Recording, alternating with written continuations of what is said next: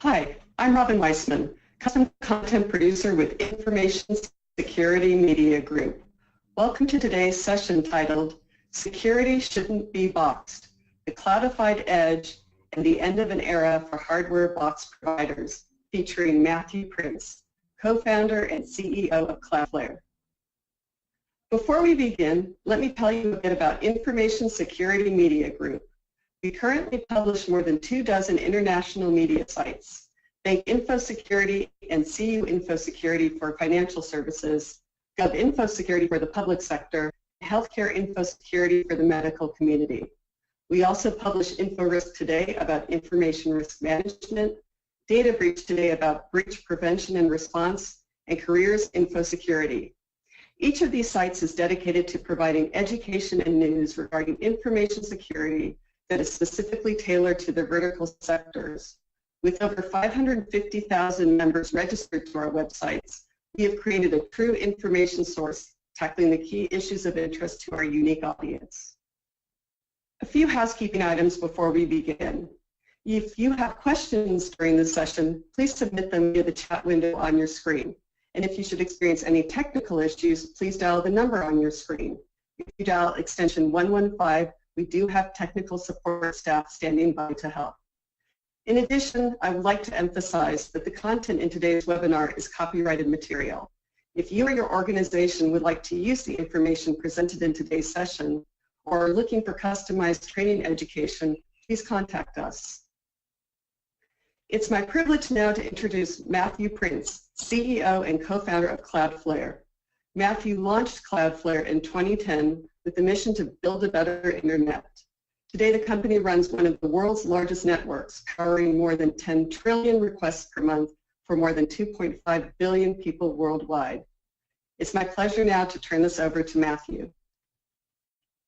Thanks, Robin. Really excited to be on with you today and talk about how CloudFlare is helping build the future of security on the internet and moving away from on-premise hardware and boxes. Brief outline of the agenda. We're going to talk a little bit today about what we think of as the taxonomy of internet infrastructure, specifically what the 3 tiers of the internet are. And then we'll talk about how, from a macro trend, we're moving from on-premise hardware and software that you buy to services in the cloud that you rent, and how that's affecting each of those tiers differently. And then I'll let you know what we're seeing in terms of market trends, in terms of the edge of the network and how to secure that edge, and then walk through some case studies from customers of ours and other examples of how this is playing out. But really want to make this interactive and excited to answer any questions that anyone listening in has, and so we'll spend some time at the end walking through that. To start though, wanted to tell you a little bit about CloudFlare. So at CloudFlare, our mission is to help build a better internet. And what that means is that the web is actually 25 years old this year. And if we had all known what the web was going to be when we sort of launched it 25 years ago, we would have done a lot of things differently. Today, we saw browsers, but they're much faster. They're downloading much larger pages, much more dynamic content. More and more content is moving to mobile devices and into apps. And a lot of the original design of the internet wasn't designed for the security, availability, reliability that you would want if you, again, knew that it was responsible for trillions of dollars of commercial transactions and so much of the important information that we all use and build our businesses around. And so at CloudFlare, we set out to say, how can we take the good parts of the internet and how can we help augment them to make them more secure, make them more available, make them more robust, and provide that power to anyone who is trying to put content or applications or data online. Previously, those powers had really been reserved just for the internet giants, the Googles of the world. And what we set out to do was to democratize that, to make it so that those sort of superpowers on the internet were available to anyone, regardless of what their business was, regardless of what size their organization was. So a little bit about CloudFlare. We launched in September of 2010. We just celebrated our 5th birthday last September. We're used by more than 4 million internet-facing applications. We've got 10,000 new customers that sign up for our service daily. It's a subscription-based service, so at the low end, people pay us in the sort of hundreds to thousands of dollars a year. In the high end, we have customers that pay us millions of dollars a year. We sit in front of somewhere between 8 and 10% of all internet requests. We've been profitable for the last 2.5 years, so we're not going anywhere. We have great investors, including some of the internet giants themselves, like Microsoft, Qualcomm, Google, Baidu, and others. Offices in San Francisco, London, and Singapore, specifically to make sure that we've always got support, technical operations, and engineering online 24 hours a day, 7 days a week. We run network operations centers in all of those locations. We have over 80 data centers, one of the world's largest and most connected networks in the world. We're adding new data centers at the rate of a new data center a week. And those are in not particularly exotic places. Like the closest one to me, I'm sitting in San Francisco, and our closest facility is down in San Jose. But we also have 22 across mainland China, across India, the Middle East. We're building them across Africa as well. We just turned up Cairo and are looking this year to get into Nigeria. So more and more we're going to those places around the world where internet users are in order to provide the service and build out what is hopefully a better, more performant, and more secure internet. One of the most important points is the last point on this slide, which is the inherent difference between a service like CloudFlare and an on-premise box, and that is that our network is learning with every single request that goes through our network. And so if we see that iPhone users in Mumbai are experiencing significant packet loss across the Bharti Airtel network at noon every day, then we can intelligently reroute traffic so that it will avoid that. So we learn with every request that goes through our system. The same thing is true and actually easier to understand with the security services that we offer, where if an attack is launched against any one of our customers, then information about that attack is spread through our entire network instantly in order to make sure that all of our customers are protected.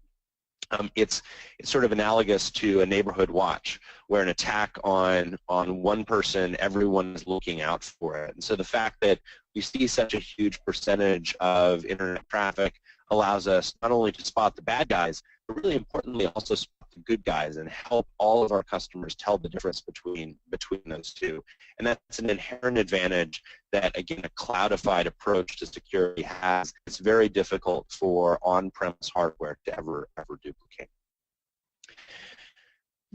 At a high level, the macroeconomic trend that we've been watching develop over the last 5 years is that we're moving from a world of hardware and software that you buy, what the accountants would call capital expenditures or CapEx, to services deployed in the cloud that you rent. Again, what the accountants would call OpEx. Back when we started CloudFlare in 2010, we had to fight with analysts and investors about whether this was the trend.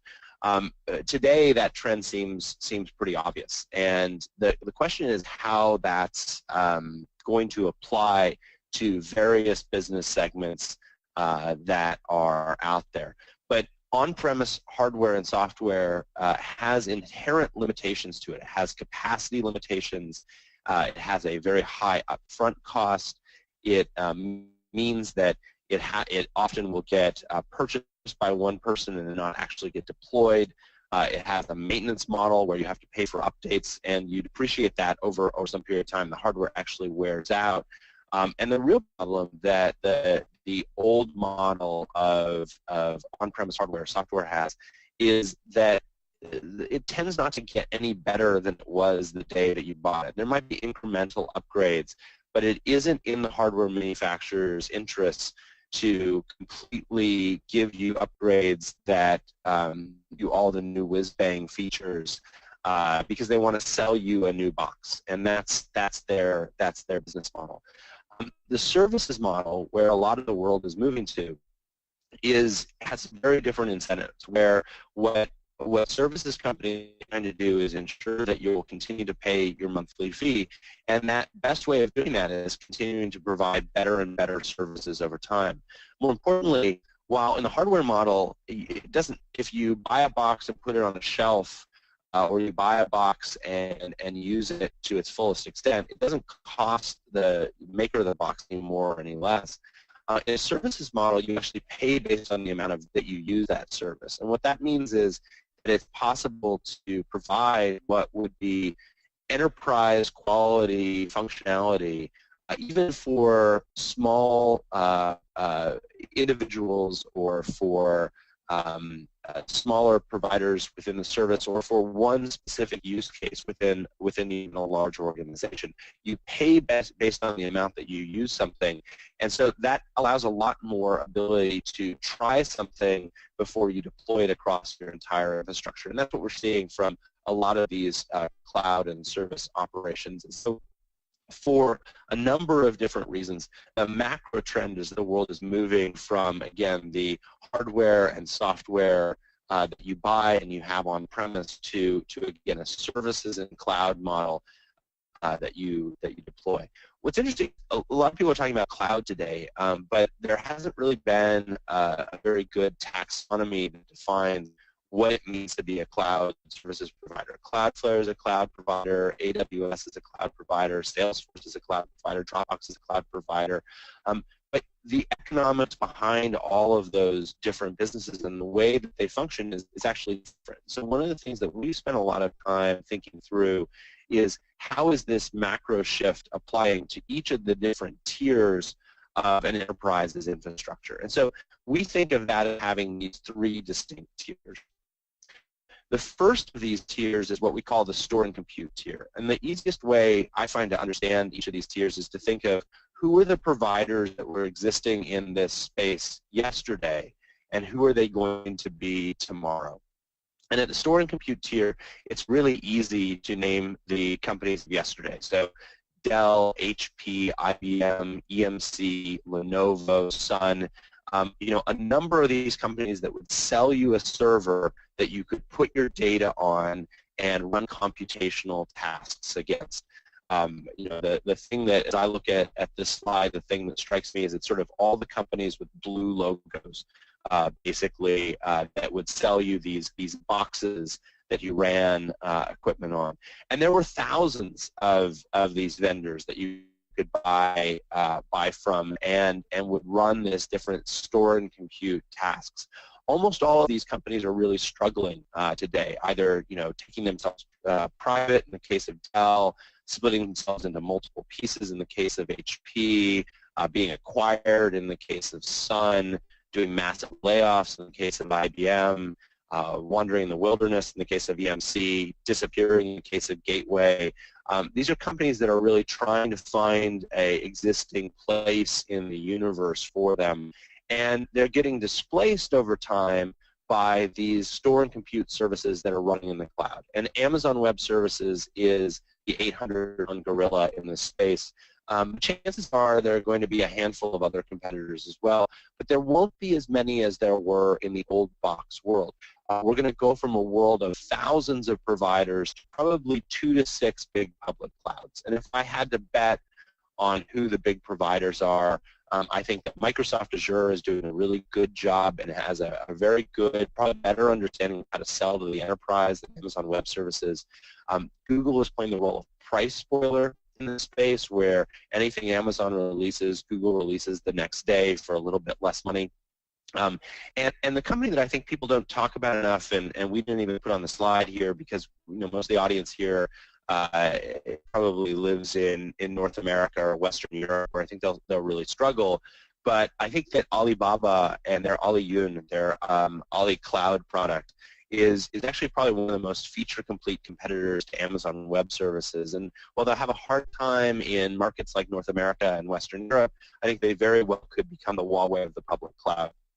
What's astonishing is the amount of scale that all of these companies have. Amazon, Microsoft, and Google are spending $1 billion a quarter on building out their clouds in order to service other companies. And 5 years ago, if you had told me that major financial institutions were going to start using cloud services to store their data and run their computational tasks, I would have never believed you. I would have thought this was the last tier to move to the cloud. But what we're seeing instead is that in large part because companies are able to experiment using small parts of their infrastructure and move them over first, the advantages the cloud infrastructures provide are so massive that that you're seeing even companies that would be really reticent, like healthcare and financial services, move to this store and compute layer. But the big point to take away here is that we're going to go from a world of thousands of providers that could sell you a box, none of which are particularly differentiated, to a world of relatively few, probably 2 to 6 cloud providers that are going to control that underlying platform. If you take a step one level up, if you buy a box from Dell or HP, or you spin up an instance on Amazon or Microsoft Azure, it doesn't do anything on its own. And so you need to have applications that run on top of that store and compute layer in order to provide services. And in the world of yesterday, the hardware, software, CapEx world, there were really only 3 big application providers that dominated most of the enterprise application spend: Microsoft, SAP, and Oracle. It's interesting to look at Oracle as a case study of why there were only these 3 application vendors. Oracle released their first relational database in 1985. It wasn't actually the first relational database, and on almost every level, in fact, on almost every metric except one, Oracle's database at the time wasn't the best. It wasn't the fastest, it couldn't store the most, it wasn't the cheapest, it wasn't the most reliable, it wasn't the most stable, it wasn't the easiest to maintain. But the one thing that Oracle did, which was really smart, was what Larry Ellison would say is that they wrote the database in C.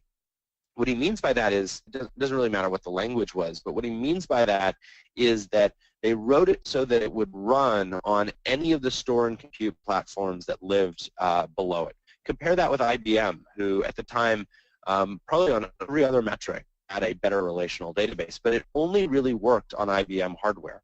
What companies would do is they'd look out and they'd say, we're going to spend tens of millions of dollars on our store and compute hardware. We're going to spend millions of dollars on the software that runs on top of it. Let's pick the software that gives us the most flexibility with that hardware. So people chose Oracle because it gave them the flexibility to be able to pick whatever hardware made the most sense for them. And as the hardware space commodified, that allowed Oracle to continue to consolidate their power and influence in the space. SAP has a similar story. Microsoft is a little bit different, where they make such critical software with the operating system that all of the different hardware manufacturers had to build to them. And this is the way these stacked markets work, where you have a layer that lives on top of another layer. If you have massive dispersion, massive commodification at the layer below, then that forces the layer above to actually consolidate behind a relatively few number of providers. You could actually go one layer deeper than store and compute. If you think about who's below the Dell, EMC, Sun, Lenovo, HPs of the world, you get the chip manufacturers. And in that case, Intel being the dominant platform, building the reference sets of chip designs allows someone like Michael Dell to build the company that he did out of his dorm room, literally.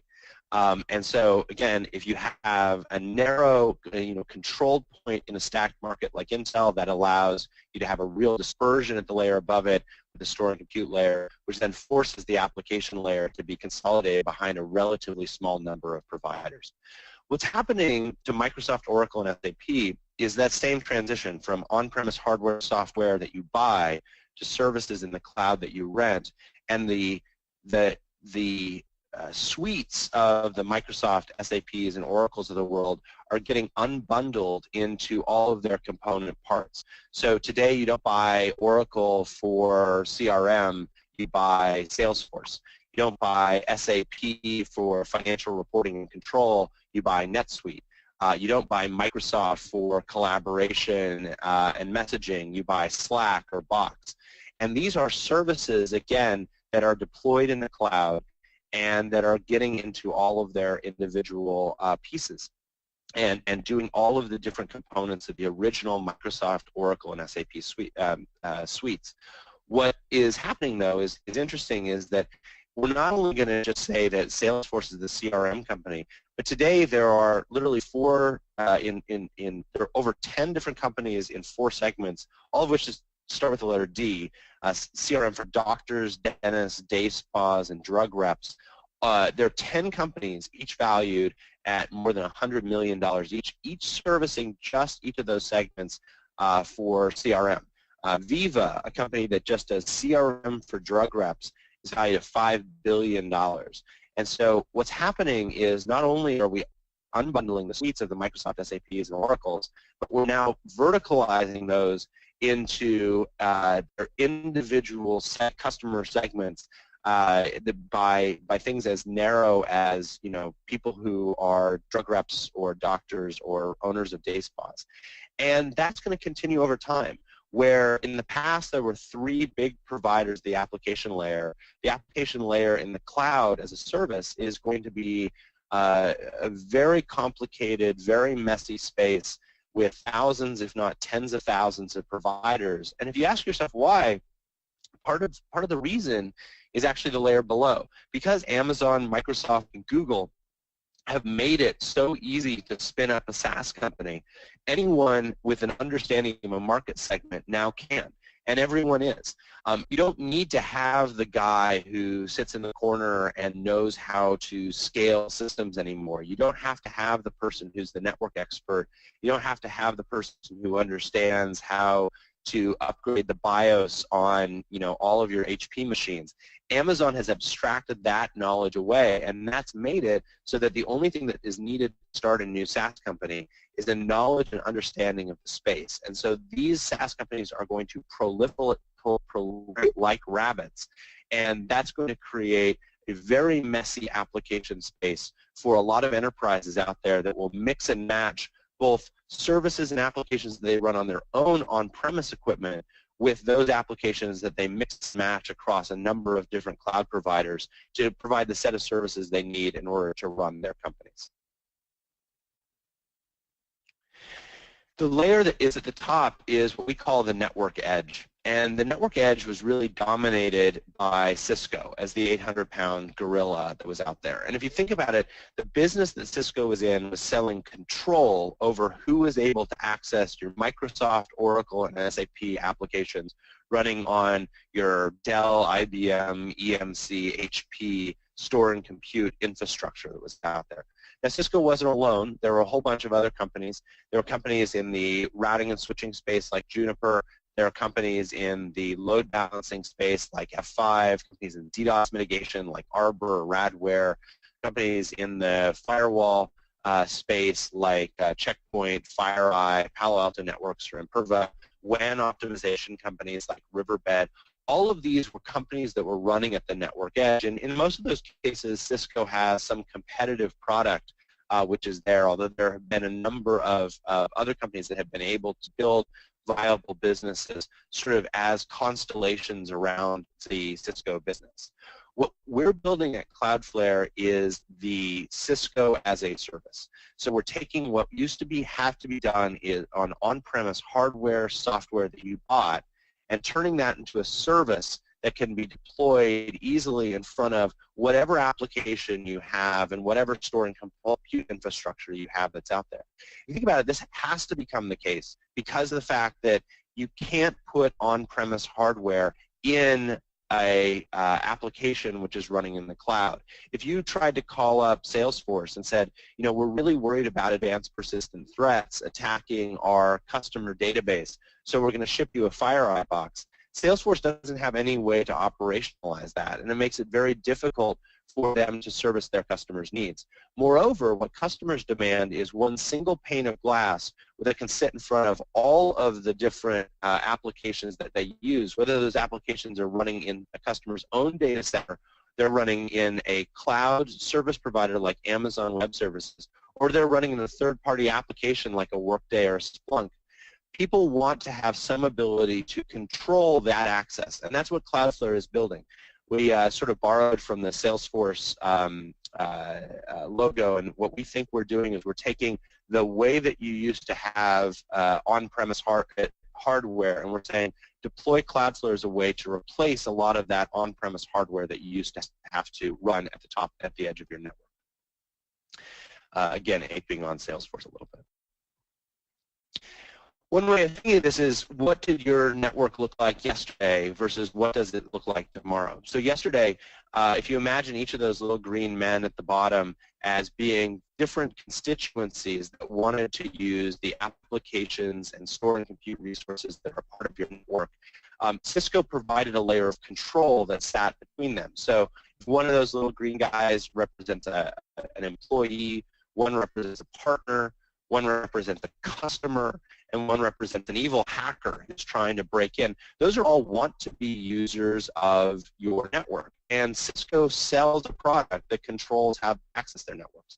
So for employees, they might have a VPN, they might have data loss prevention systems, they might have other credentialing systems that let them in. For partners, they may have different controls over the APIs that those partners have access to. For customers, you might use load balancers to make sure that they can buy from you even if one of your backend systems is down. And for hackers, there's a whole suite of products that are sold in order to control access to the applications and keep the bad guys out of your network. That's the Cisco business case. That's what they're in the business of doing. They're selling control over those 4 different constituencies. And tomorrow, companies still need that same level of control over those 4 different constituencies. And they still run their own data centers, but now they also have applications which are running in AWS. They run also cloud-based applications with companies like NetSuite, Salesforce, and Workday.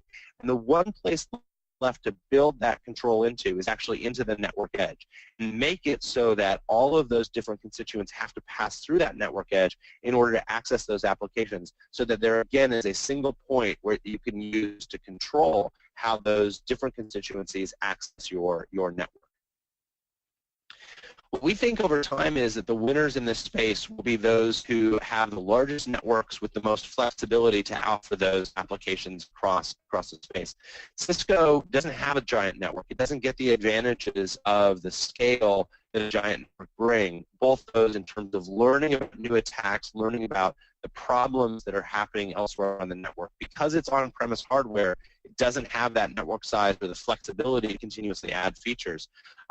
Whereas there are some companies that we think are also thinking about this problem the same way. So Akamai, which has traditionally been a CDN player, is increasingly providing security services as part of their infrastructure. And we think over time they're well positioned because of the size of their network in order to compete in this space.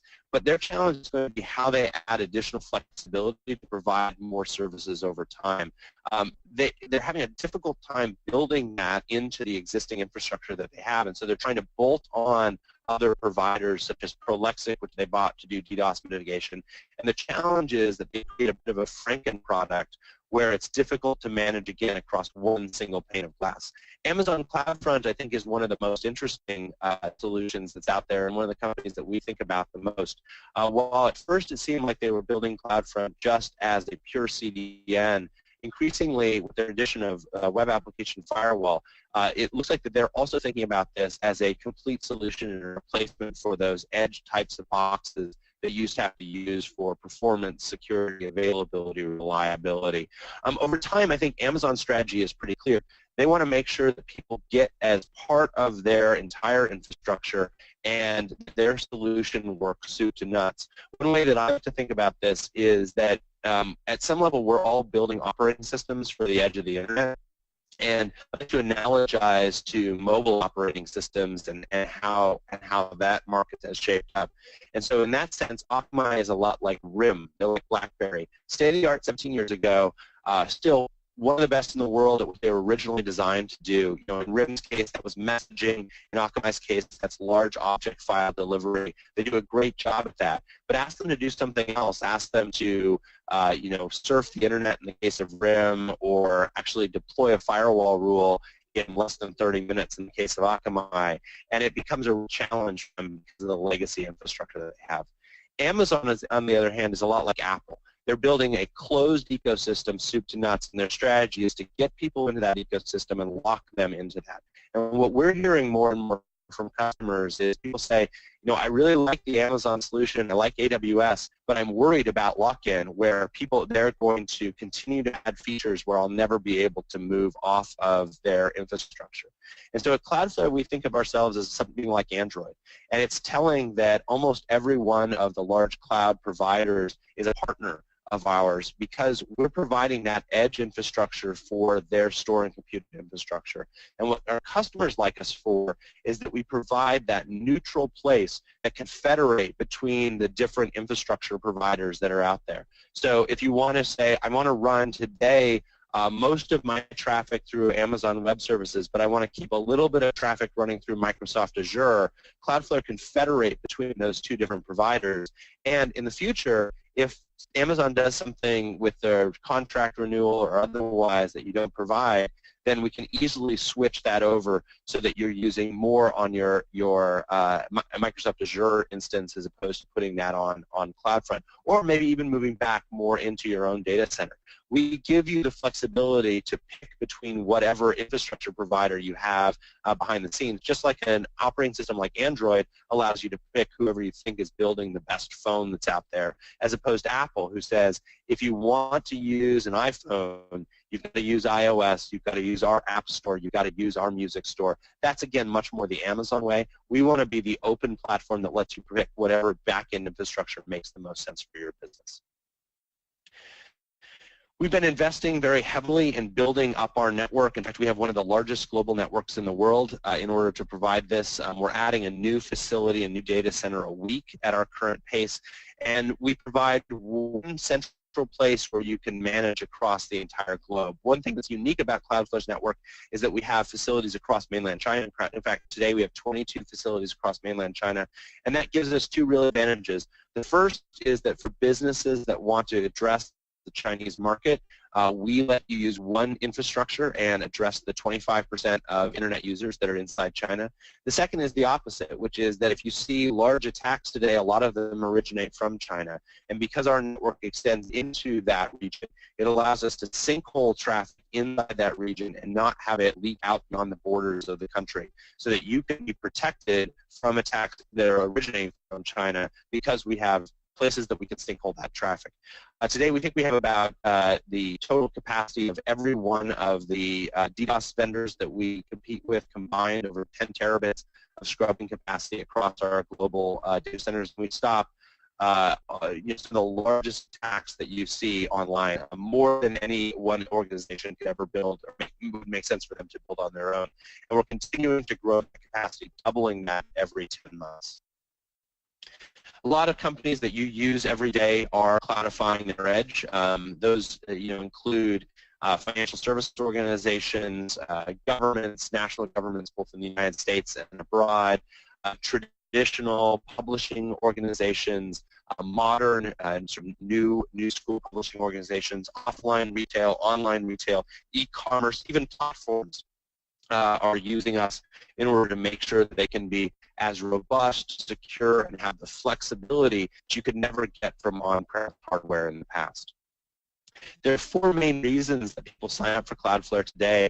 These are the four big buckets. And if you ask people and force them, what are the biggest reasons that you choose Cloudflare, and you say you can only pick one. And that's a false choice, because most people get benefits from multiple of these buckets.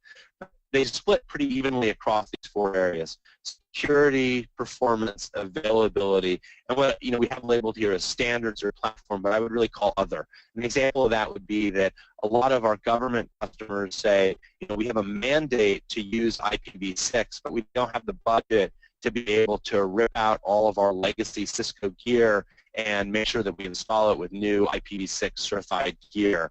And so they can put Cloudflare in front. We can act as a gateway that allows them to accept connections over IPv6, hand that over to IPv4 to support their legacy infrastructure, and allow them to upgrade their internal infrastructure as they have the time and the budget to be able to do so. That's something that we provide. We also do something similar with modern SSL standards, things like HTTP2.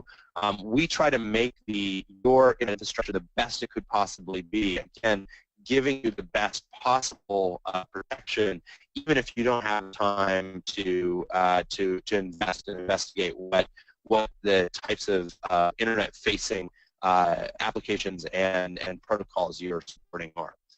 We have features and products that exist across all of these different categories, whether it's full web application firewall, SL termination, content delivery system, one of the fastest and the largest authoritative DNS infrastructures in the world, WAN optimization system we call Railgun, load balancing and redundancy across our network, and then again, analytics, IPv6, DNSSEC, Speedy and HTTP2, a whole apps platform, and these are all things that all of our customers get when they sign up for our service.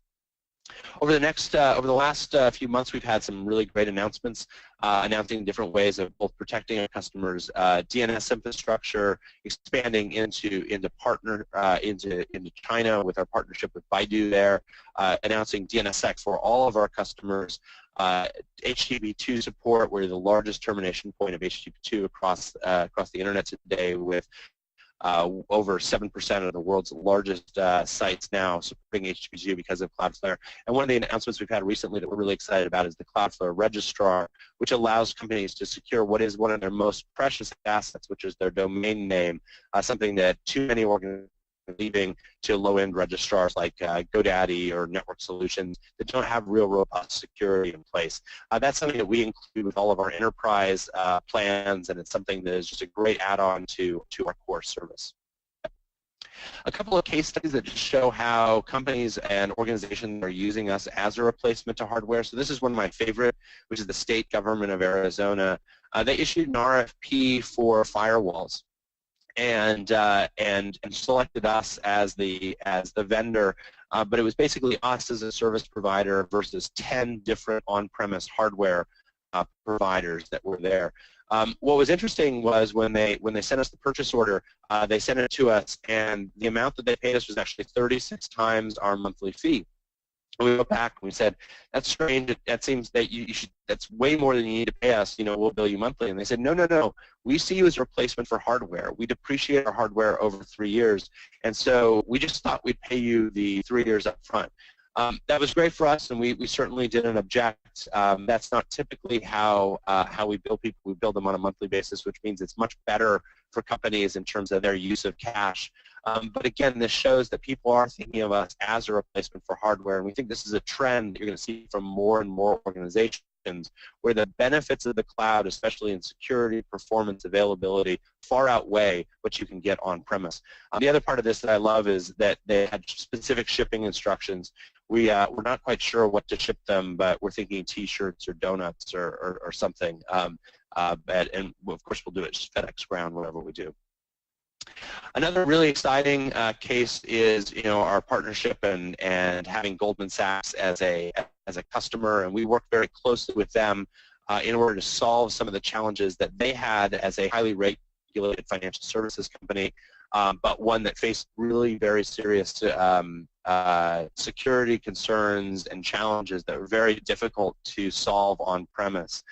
So specifically, they needed the ability to stop things like large denial of service attacks, but they couldn't give up their private SSL keys. And that's one of the big objections that we hear from governments, from financial services organizations, from healthcare organizations, which is there are a handful of secrets, largely around things like private keys, that they can't turn over to a company like CloudFlare that is running in the cloud. And CloudFlare is at its best when we're a technology company and we're designing solutions that solve really hard problems for our customers. And so we work with Goldman and a number of other financial services companies to develop what we call keyless SSL. And what this means is that you can still retain all of the key material for yourself on your own infrastructure whether that's in your own data centers or in a public cloud that you protect. You can load balance that across multiple backends, but we can still do all of the things that CloudFlare does without you having to turn your keys over to us. And this was a real turning point for us. This unlocked the entire financial services industry for us, because they said, obviously, the benefits of the cloud in terms of its scalability, its resiliency, and its reliability outweigh anything that we can do on-premise. But this was the one gating item that kept us from using this. And if we weren't the first cloud provider that Goldman used, we were pretty close to the first. And this is a great endorsement that even companies that have a regulatory need to be able to keep some secrets, things like SSL keys, are able to now take advantage of the benefits, the scalability, the elasticity of a cloud service like CloudFlare without ever having to sacrifice their security and the availability, or put themselves in a regulatory risk. And again, this is us at our best, designing really great technologies to solve really hard problems. And again, this is something that we include with the enterprise version of our service. It's something that has, again, made it easier to cloudify the edge and get the benefits of that cloudified edge. So we're seeing a lot more companies move to this model. Again, just yesterday we had 20,000 new customers sign up for our infrastructure, and more they're saying that they're turning to CloudFlare or services like ours instead of upgrading their F5, instead of going to the next generation Cisco box. They're keeping the infrastructure that they have in place, but they're adding us in order to provide that additional layer of security that makes their infrastructure that much more secure, that much more available, that much more reliable. We're going to continue to add features to make the cloudified edge even more and more robust over time, and that's going to create a smaller and smaller surface area where you're going to need on-premise hardware in order to manage your network. So super excited to be giving this presentation today, and happy to take any questions that we have. Thanks, Matthew. Your time, your insight, I think we've all gotten a better sense of all the security improvements that the cloudified edge can provide most organizations. This was an incredibly wonderful webinar. Folks, if you have any questions for Matthew, please submit them now via the chat window on your screen. Any questions we don't answer today, we will get a response back to you via email. That said, questions are coming in now. Are you ready for the first? Absolutely, go ahead. Okay, the first question we got was, what are some of the trends you're currently seeing in the cyber attack space? You know, I think that there are a number of trends that we're seeing in the space. So one of them is just a real increase in the availability and ease of use of large-scale denial of service attacks that can be performed by relatively unsophisticated attackers. So it used to be, you know, when we started CloudFlare, a large denial of service attack would be in the tens of gigabits per second. And in that scale, you know, an on-premise hardware type of solution has a chance of potentially keeping up. Today, for less than $100, somebody can launch through a point-and-click interface on a website an attack that will get up over 100 gigabits per second. And there is no on-premise hardware that is able to sustain an attack like that. And so when you have that type of problem where an attacker for very little money without any technical skill can launch a very, very large-scale attack, that creates an asymmetry which is creating a real problem for a lot of companies that have previously relied on on-premise hardware to deal with the challenges that those attackers could launch. And the only solutions to that are some sort of service that is able to absorb that attack across the totality of its network.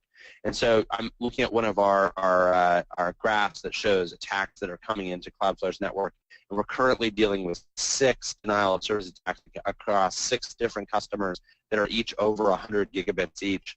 And we have, you know, that's a normal day for us, and we have a very easy ability to be able to mitigate that size and scale of attack But again, with on-premise solutions, it becomes very difficult. In fact, it's impossible to ever deal with that. And so that's again one of those primary trends and reasons why more and more people are saying the solutions and trying to use on-premise hardware just won't scale to deal with the challenges and trends of the attacks and the adversaries that we're seeing in the future. This question just came in. Most of our security is still on-premise, so what's a good first step to migrating it to the cloud? Well, one of the things that I think is that can be a misconception is that it has to be either or. We actually think that the best way of thinking of a service like CloudFlare or someone like Akamai is that it is additive. It's not a replacement. And so if you have an on-premise infrastructure which is using existing firewalls, load balancers, WAN optimizers, and you have those things in place, you can add CloudFlare that sits in front of them, and what people typically find is that actually increases the performance by decreasing the load on your existing infrastructure. And so CloudFlare started in our early days as building a service that was available to the masses. We made it available to everyone that was out there, and in doing so, we had to build it such that we could live in front of whatever someone's back end provided. And so what that means is that now as we're serving larger and larger enterprises, including things like financial services organizations, we can say you can put CloudFlare in front of your existing infrastructure. You can get the benefits that CloudFlare offers. You can take load away from the boxes that you might have thought you might have to upgrade. If your 5 salesmen was coming around and saying, hey, it's time for you to get upgrade to the next model. What we often find is it's actually significantly more cost-effective just to put CloudFlare in front, and that F5 that seemed like it was at the edge of falling over all of a sudden has significantly more capacity on top of it, and it becomes additive. And so for organizations that have an existing infrastructure, the best way to start is to pick some part of that infrastructure and work with us to put CloudFlare in front of it, see what the benefits that provides, and then you can add CloudFlare to more of your infrastructure over time if it makes sense. And you don't have to take anything out. You can continue to manage your network as it is, but as you start to retire boxes, more and more of that, the load and the services that those boxes provide can get moved to CloudFlare as opposed to having to be re-upped with a hardware vendor. Okay, our next question sort of, I think you've already touched upon, but I'll ask it in any event. How does CloudFlare integrate with other security products? Can I keep my Cisco boxes and use CloudFlare? I mean, to some degree you've answered that, but perhaps you could go into it a little bit more. Yeah, absolutely. Again, I think that's the benefit here is that we've tried to make the service such that it works very well with what you have and integrates with a number of other pieces of equipment. Some additional details are that we can use data from other parts of your infrastructure in both directions. So if you have, for example, intrusion detection systems that are looking for, or anomaly detection systems that are looking for anomalies on your network, we have an entire API-driven process where you can push that anomaly data up to CloudFlare, and if you see some sort of malicious, say, IP address which is getting through to your infrastructure, you can actually push that up to CloudFlare and block that at our edge, which keeps it out from ever even being able to get to your data center. So we integrate with other providers in that way. And the same thing is true in the other direction. If you have a SIEM or another place where you're storing log data in order to do analysis against that, a company like Splunk or otherwise, then the complete log information off of CloudFlare can be dumped to that in order to further enrich the data set that you have.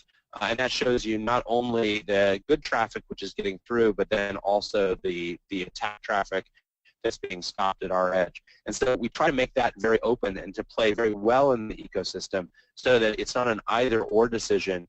It's a decision where you put Cloudflare in front, and that gives you the benefits of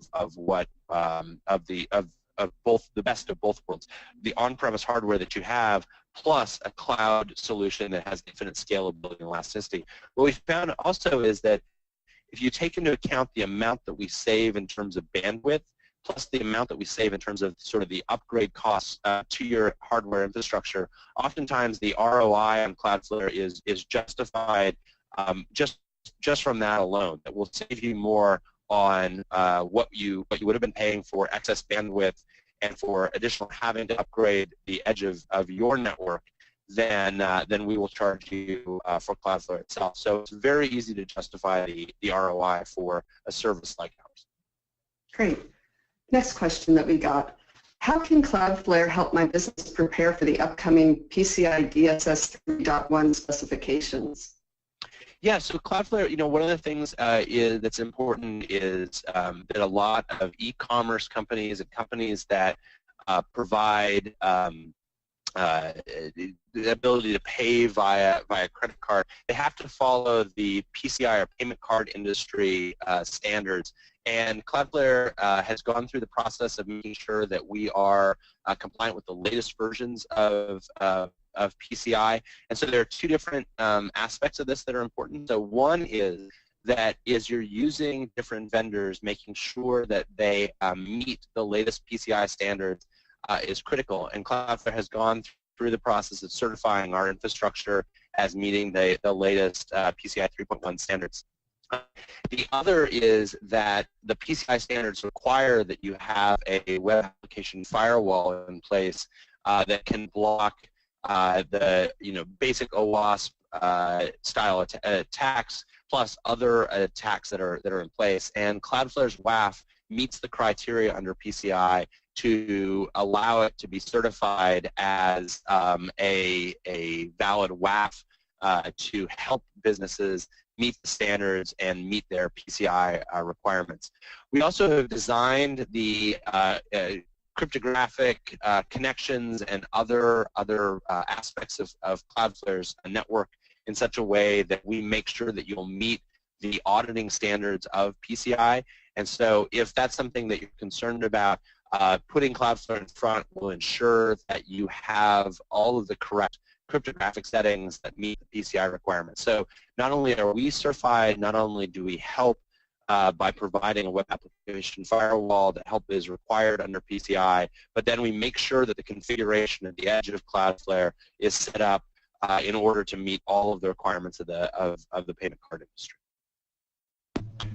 We have time for a couple more questions, but just a reminder to our audience, if you have any questions for Matthew, please submit them now via the chat window on your screen. And for any question we don't answer today, we will definitely get a response back to you via email. The next question we got, Matthew, is how does Cloudflare alert you to potential breaches? Is there a way to set alerts by behaviors as well as by thresholds?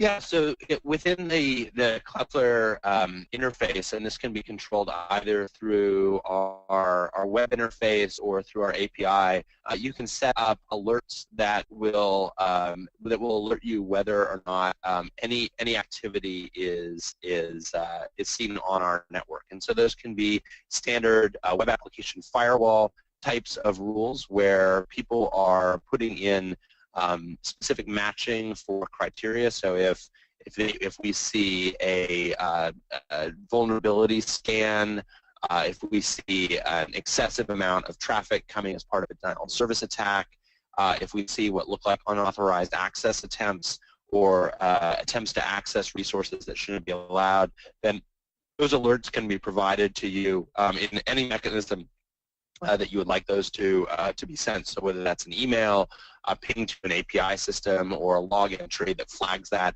can be picked up by the SIEM or other infrastructure that you have in place within your infrastructure. And that can be done at either just a trigger-based or some sort of a threshold-based, where if something exceeds a certain bandwidth threshold or a certain number of packets per second or a certain number of requests per second, that those alerts can be triggered. And this is for our last question. How can CloudFlare help me stay HIPAA and high-tech compliant? So absolutely. So we have a number of customers that have HIPAA requirements, and we have specialists on our sales team who focus on those customers that are that have to be HIPAA compliant. Some of the requirements of HIPAA are making sure that data isn't leaking out about personally identifiable information, and we can work with customers based on what their specific HIPAA requirements are in order to configure CloudFlare in order to help meet those HIPAA requirements. And it's very similar to what we do with the PCI requirements, where our systems can be configured in such a way that it helps you meet the HIPAA auditing standards such that you can better protect your infrastructure and, most importantly, protect the customers and the data that you hold about those customers. And again, CloudFlare is additive to whatever existing infrastructure you have in place. So if you can think about it, it's almost like we're the force shield that you put out in front of your infrastructure to allow it to make sure that it can protect whatever the specific needs are of your business and the industry that you're in.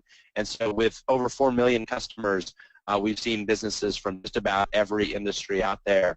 And if there are specific questions about either HIPAA or other industry requirements, we have experts on our team who can walk through and answer those for customers that might have those questions. Unfortunately, that is all the time we have for today's Q&A. Matthew, once again, thank you so much for participating in this webinar. Robin, thanks for having me on. I also want to thank all of our attendees for taking time out of their day to attend this session. I hope today's discussion has given you a great roadmap to improving your security posture by leveraging the cloud. We hope to see you again at one of our upcoming events. For Information Security Media Group, I'm Robin Weissman. Thank you for attending.